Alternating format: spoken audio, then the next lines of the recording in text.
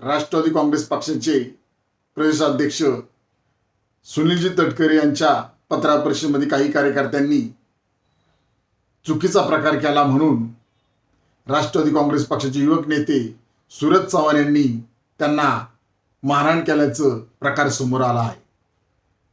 हे अत्यंत चुकीचं आहे, कारण महाराष्ट्र हे राज्य रयतेचे राजे शिवाजी महाराज, संभाजीराजे, फुले शाहू आंबेडकर यांच्या विचारांवर राज्य चालतं आणि यांचे राज्य आहे। मग असा मारहाणीचा प्रकार करणं अत्यंत निंदनीय बाब आहे। या प्रकाराचा आम्ही जाहीरपणे निषेध करत आहोत आणि आम्ही मागणी करत आहे की युवक नेते सूरज चव्हाण यांच्यावर कायदेशीर कारवाई करण्यात यावी अशी आम्ही मागणी करत आहोत। एबीपी माझा, उघडा डोळे बघा नीट।